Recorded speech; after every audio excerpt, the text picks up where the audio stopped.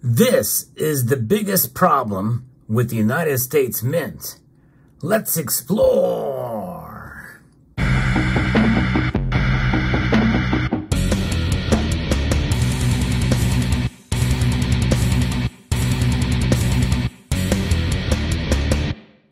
United States Mint has a lot of problems, and they're way behind in a lot of different areas. But this is the biggest issue that the United States Mint faces, in my opinion, especially with regards to quality control. Now, again, there's a lot of areas and room for improvement from the Mint, and there are some things that they do well, but they're not exceptional, especially compared to other world mints. But essentially, this is an example. Now that I've taken it out of the capsule, you can really see it. It's Finning. That's F-I-N-N-I-N-G. And this happened in 2021 with the American Liberty coin that produced that year as well. You didn't see it quite as much with the 2017, although I'm sure it was there. But it has been a fairly consistent problem with the United States Mint, especially for higher relief coins. And by the way, the Buffalo, the gold Buffalo, even in bullion version, has the same problem. Many people talk about it. There's a sharp edge there that you can literally shave with. So I took this out of the capsule to show you exactly what I'm talking about here. You can see it also when you turn the coin on its edge. You can see how thick the rim, how thick the edge is here, and then it thins up here. This is a normal thinning, or that's the normal width of the. And it increases in width as you go around. And that is a problem, because what happens is when the coin is struck in high relief, the metal has to flow somewhere. There's a lot of pressure on it. And so it goes to the very edge. And they work on adjusting the die pressure to minimize that as much as possible, or they should. Other world mints do the same thing. They work with the metal to prevent it. In fact, even Edmund C. Moy was intimately involved as a former U.S. Mint director in minimizing this with the ultra-high relief gold double eagle.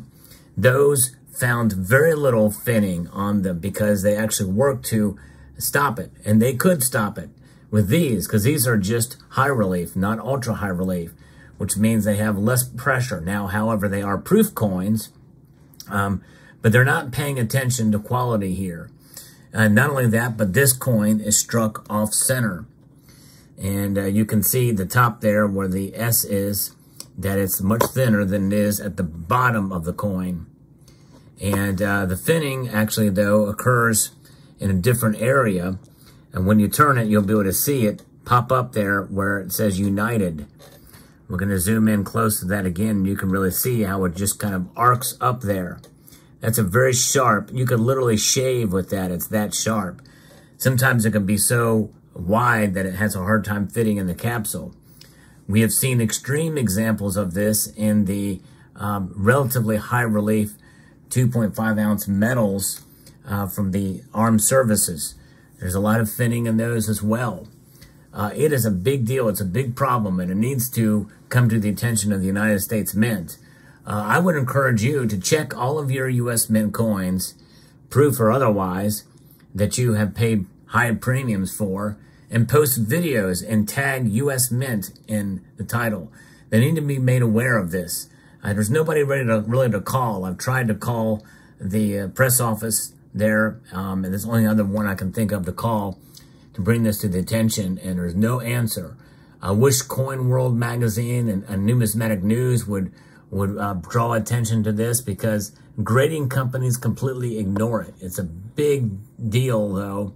And even though some of you may not take the time to remove it from the capsule, and really this was not totally apparent until you did remove it out of the capsule. Because there is, and you can tell it's there because there's a slight gap in the capsule. And that gap is where this extends up above. It means you can't press a capsule down so that you can put it in the coin. And that was very apparent, by the way, on the 10th ounce. I guarantee you that if you have a 10th ounce American Liberty gold coin from 2018. It will be there. You'll be able to just remove that capsule very easily. I've not seen a single one of those, and I've looked through some of them at the coin shows and other places at the coin shop that had a few of them, and all of them had this issue. A very wide wire rim, essentially, is what you would call it. I don't know what else. It's this overlap, and that is known as finning. I don't know how else to describe it. Many people think I'm saying thinning as in T-H-I-N-N-I-N-G. It is a very thin line, but it's actually the correct term is finning, F-I-N-N-I-N-G. And I know that some of you may say, well, you're harping on this too much, but I think there more needs to be said about this to make the mint aware. Then the word needs to get back to them to do more to try to stop and minimize this type of activity. And it really enhances the problem when they strike their coins off center. Their tolerances are way too loose. You don't see this problem with the Perth Mint, with the Royal Canadian Mint, and the Royal Mint itself. Royal Mint has its own problems with quality for proof coins, but that's a whole nother story. But nonetheless, the United States of America is known for being, well, it's the biggest economy in the world. Our mint is essentially a third world mint when you really come to think about it, with this being the most serious issue, but there's other problems as well that make us not anywhere near where we should be, considering the status of our country, and it's really a shame. Now, others of you may say, well, then why do you buy from them? Well, it's the collector in me. This is a series, the American Liberty series, that I have been eyeing for a number of years, and finally got to the point where I can get them all, and so I probably will continue to collect them. And there's only one source from them. And then you may say, well, look on the secondary market. Find a coin that's nice in the secondary market. Get a graded coin. The problem with the graded coins is that the grading companies completely and utterly ignore. They ignore strikes that are off-center. I've seen plenty of MS-70 examples that were off-centered, like this coin and other coins. They ignore that, and they also ignore finning.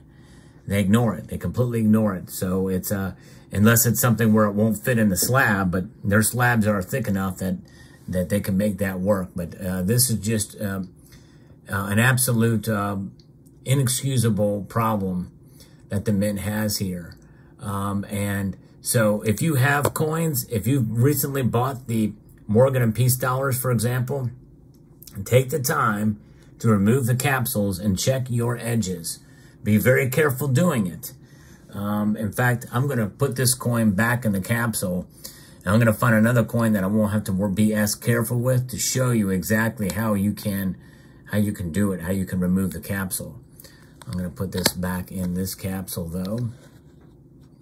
I like the design of this coin. It really is nice. It's a nice coin. I just do not like the finning on it.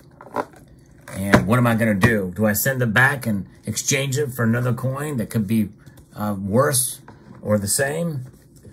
It's a problem, because I want to keep the coin, especially if the coins sell out. What do you do then? All right. So, by the way, this is a United States Mint commemorative coin, and it doesn't seem to have the problems. It's it's on center. This is from the late 80s. And I got this cheap. I got this for like 20 bucks or something on my LCS. Cheap old commemoratives. And this thing is on center. There's no finning, at least that I know of. Let's take it out of the capsule. Here's how you take a coin out of the capsule. You take your fingernail. If you don't have a fingernail, you can take a knife, and you can save your capsule. Take a knife like this and find the gap. Mine the gap and then find the gap. That's right. First mine the gap, then find the gap, and then slide your knife, the sharp edge of the knife in there. It will wedge in there, and then just gently pry from one side and then around to the next. And then when you get it open enough, then you can take your finger in there and work your way around it, like so.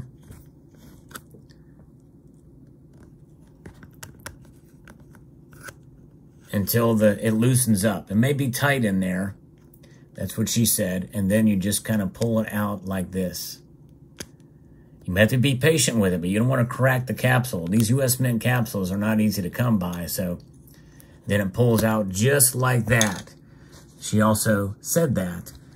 And then you can just let it down. Now we're going to check this coin. Now this is going back to 1989. Does this coin have finning on it? It's not high relief.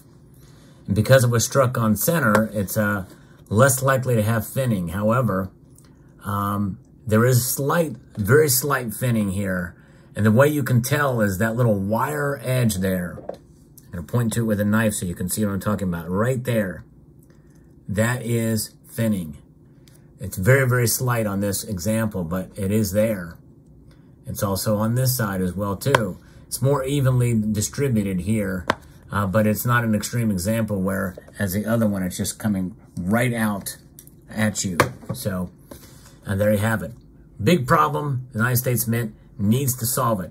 If there's anybody watching this video that works at the United States Mint, especially when it comes to striking, post in the comment section below. Maybe you can help me understand this.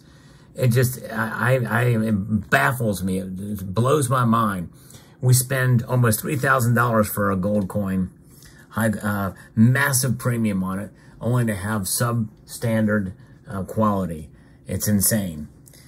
A multitude of gratitude to all of you for taking the time to watch. I want to encourage you to please press that like button down below, share, comment, and subscribe.